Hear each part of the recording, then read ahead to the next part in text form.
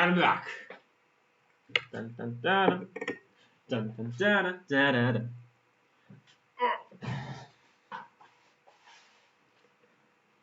I hope anyone enjoyed the lovely thing I'm showing right now, because it has something to do with what we're going to get into next.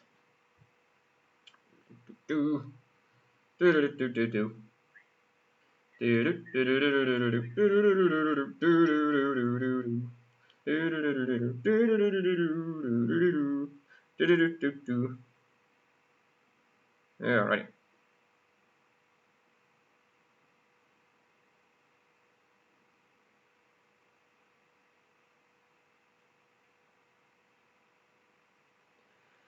Now, enough with Rome, on to Israel, which ironically also involves Israel in some ways. Ugh. And yes, we'll be using this portion here as well. Gotta keep separating though.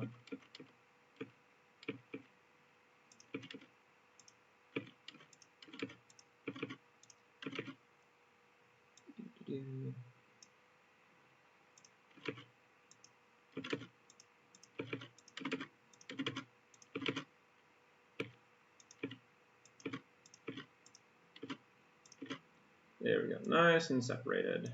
So when we play later, we'll be doing some fun things with parties. In this section, we're going to learn a little bit about Israel and some of the political parties. Everyone knows Israel, everyone knows Palestine. There's Jewish people, there's Muslim people, there's Christian people, there's Druze, there's Bedouins, and there's a thing in my mind that I don't remember how to say.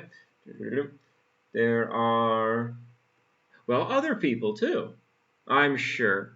But most people don't know the actual political parties in Israel. Not that well. I mean, maybe you know Likud, kind of. You know Netanyahu, maybe. But the other ones are just, they just disappear, kind of. So I'm going to introduce what's happening in Israel right now. We're going to go through some of the prehistory, some of the basic stuff, and then we're going to go straight into the political parties.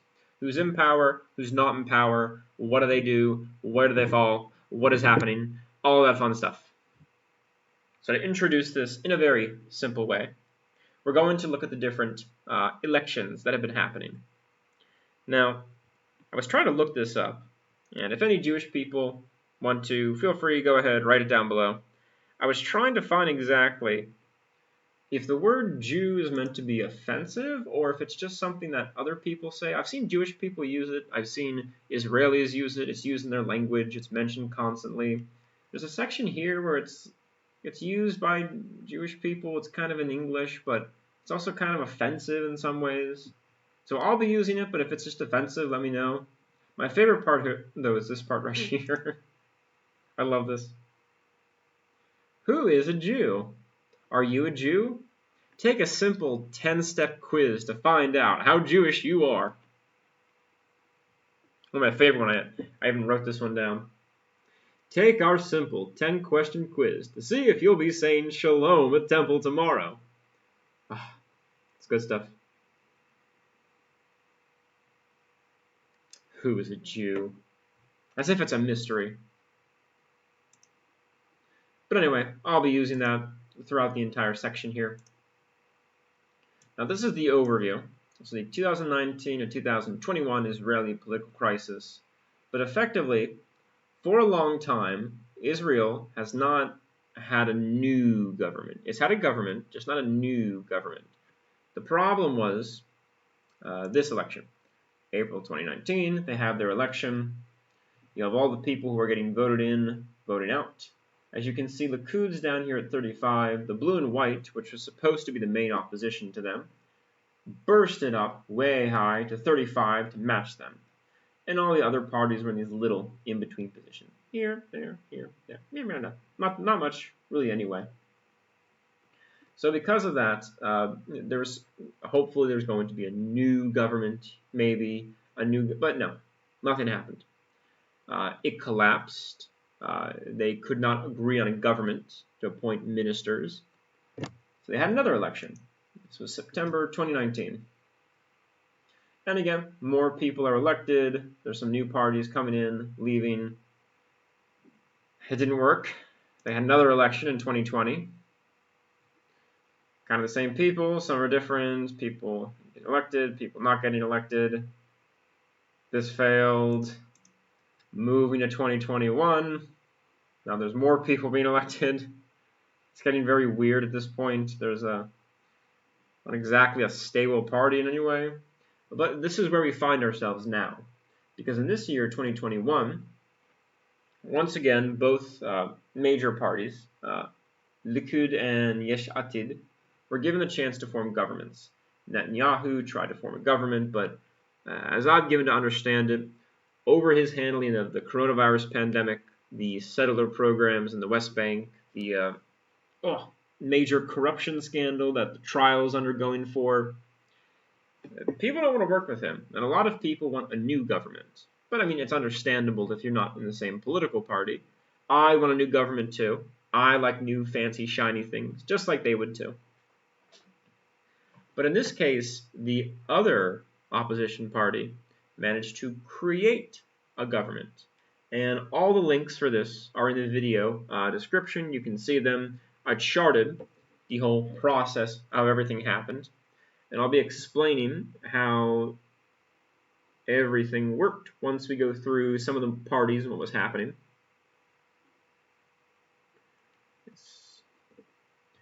But these are the main people we're going to be looking at here. And the Israeli parliament's fairly simple. It's unicameral, so just one parliament, that's it. One body, no House, Senate, nothing like this. Just one. Right there. It's a blue and white, it's all over the place. And from here, you're going to get the actual government. Let's go about this. So the election, and this is the current government right over here. It has been accepted and approved by the president of Israel. That's the person who has to approve it. I'm trying to look at it very quickly here. Where was he? Where's? Don't see where he is. Nope.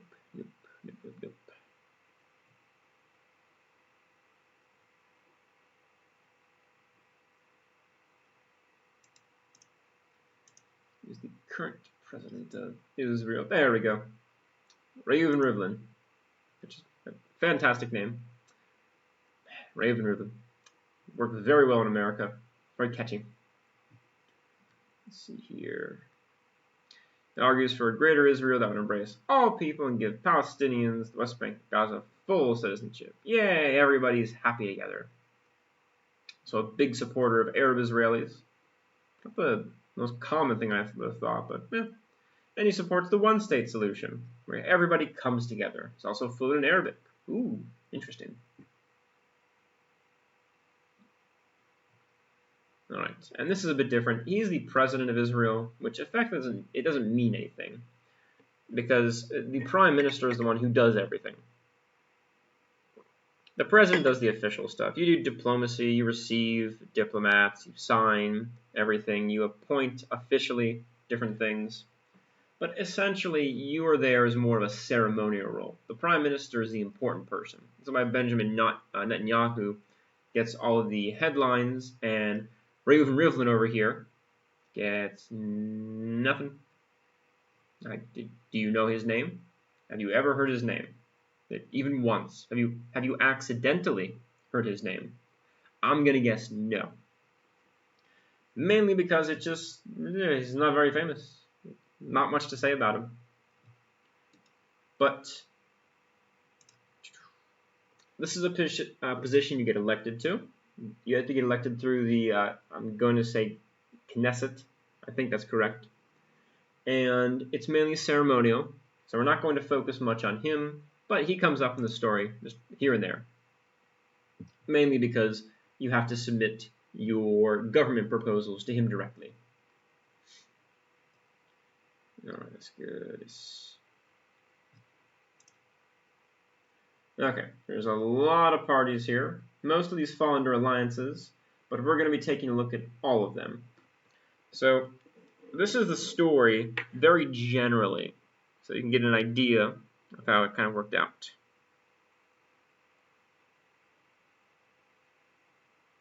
Now, the process to actually forming the government took just about 2 months.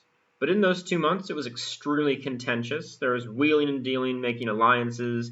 Deals fell through. The leaders and the members of the Knesset would disagree with each other. They'd break deals. They had different appointments. They were trying to work on different laws. And it became very nerve-wracking.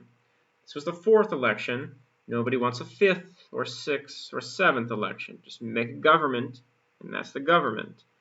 But no, we had to keep doing this over and over again, over and over again. It's very monotonous after a while. And it's over 3 years.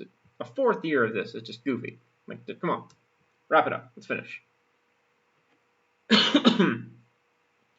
Now, in order to actually make a government, which means you appoint all the ministers and you can start making laws, you need a majority in the Knesset. In this case, 61. Exactly, 61. This ensures every time your parties vote, boom, everything you do passes into law.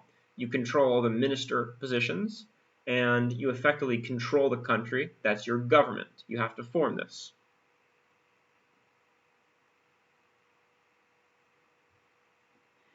One of the issues, however, is that this is a very diverse coalition, which we're going to get into.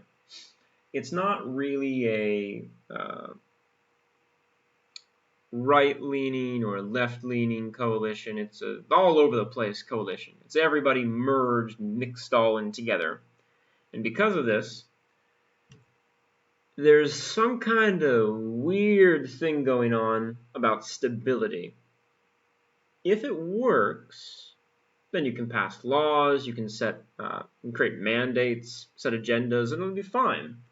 But if anybody here decides to leave the government or just end some of the coalition, or the coalition that has been created here, well, that would create a bit of an odd issue. Because if you leave, the government now is a minority, and the opposition can just get rid of everything you do. So it's very unstable, and this is the problem for Israel. Mostly the political parties that get elected are small. You have to form coalitions like this. You work with other people. But since they're unstable, if you just leave, boom, your government falls to pieces. There it goes. So it's unfortunate, but it can happen. And any one of these parties leaves, boom, done. If a single member of any of those parties leaves, boom, done. And that creates a very interesting situation because it could fall apart so easily. It's not even difficult.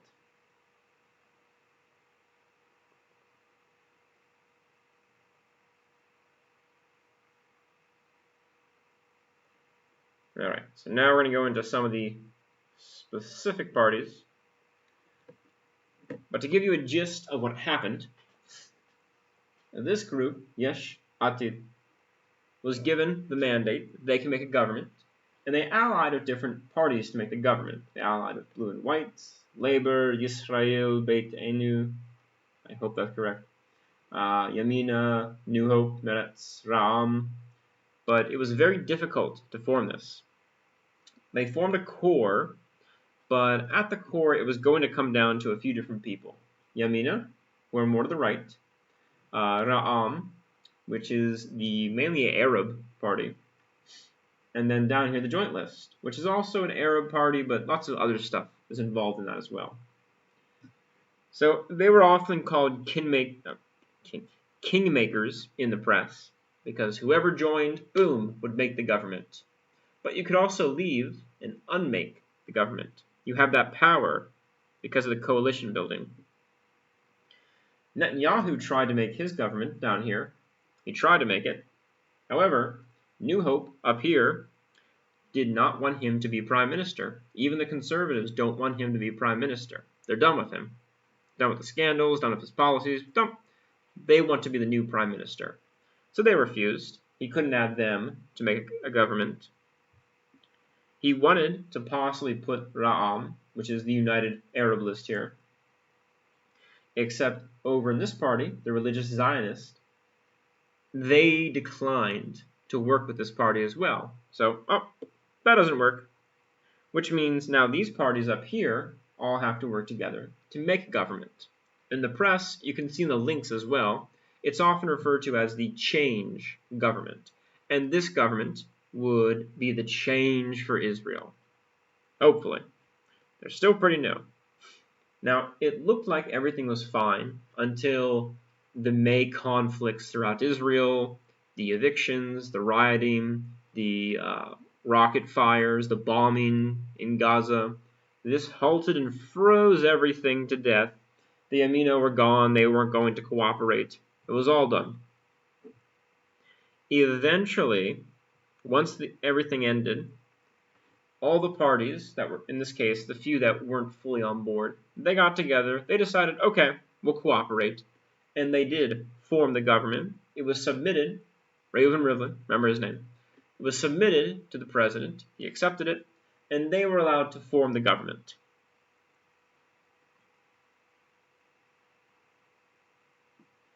All right, I missed here. Yes. Before I get into the actual parties, let's just go through how Israeli politics works. And I'll type all this out so you can see everything. So the way it works is like this. The system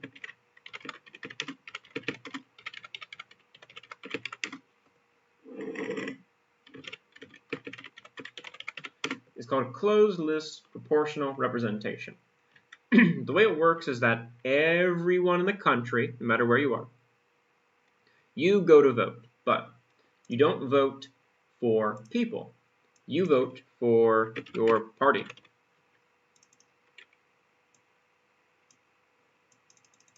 Okay, this is a party election. Once you vote for your party, they will collect the votes. And after a while, once all the votes are collected, they're counted. If you have enough proportionally of the votes, you get appointed a number of members you can appoint or be elected into the Knesset. And from there is where the closed list section comes in, because the parties vote on who is in the list. And based on the voting, you can be first on the list, second, third, fourth, fifth. From Netanyahu's party, for example, there's lots of people. But the smaller ones don't have that many. You just have a few. Based on the number you get, you appoint the first person, then the second person, then the third person, and so on, how you want to do it. And by doing this, it's a much more fair and sort of even measured system, because it's not just if you win the majority here or there, it's how many votes you can get from people across the whole country everywhere. So it's very national. It creates a nice balanced system with lots of different parties. But the parties fight a lot, and you have to make coalitions. So it can be a bit tricky to work out. Also, there's a minimum.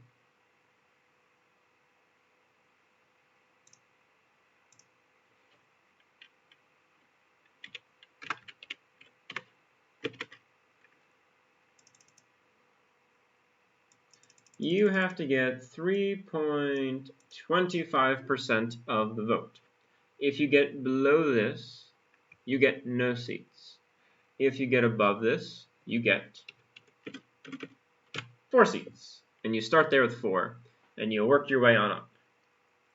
Now, of course, this creates another issue that it's not exactly fair to any individual party. Maybe you can get enough for 1 vote, but they don't want that. They want you to have at least more support to be able to come in. This is why you get electoral alliances, which are not coalitions. They're different. And we're going to get into this in a second, too.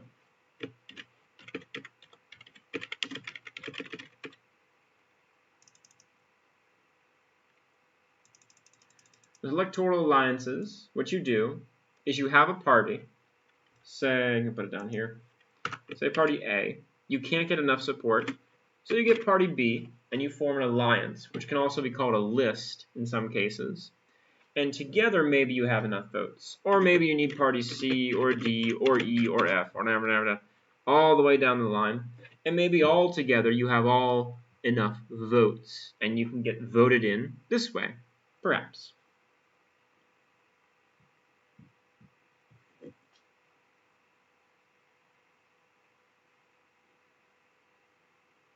I also included something else too, which is a fun little system.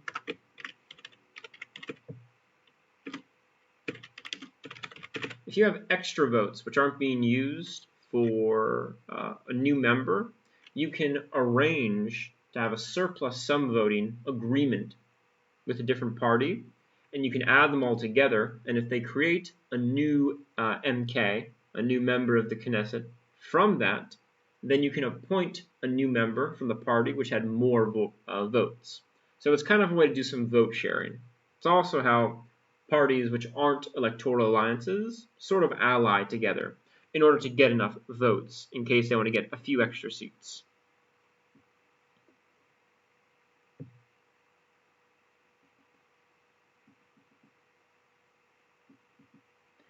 Okay, and now we're going to get into the actual parties.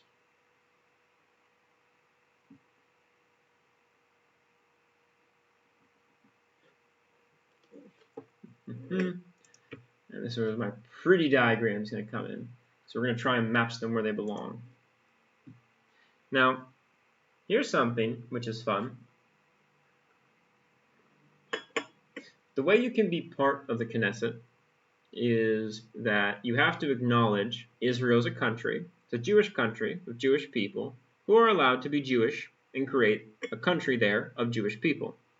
If you deny that, so if you're anti-Zionist, for example, you cannot join the Knesset. It's not allowed. It's bad. You can't do that. So none of these people call for getting rid of the state or getting rid of that in any way, shape, or form. You can't do it.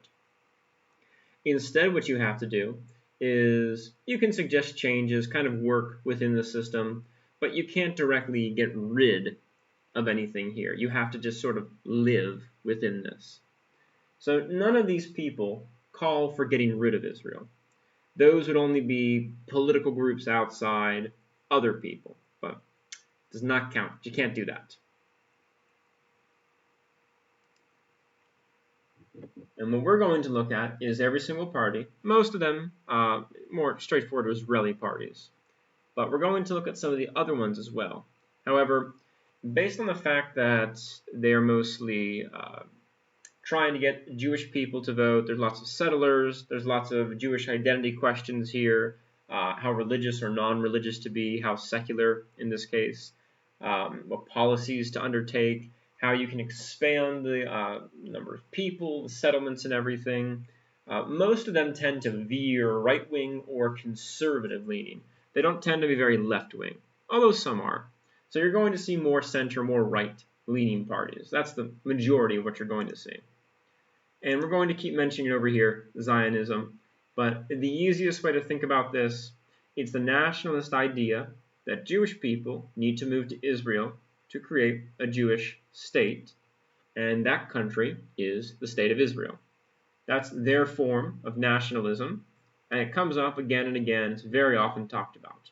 And we'll discuss a third option as well regarding this a bit later. Yes, okay.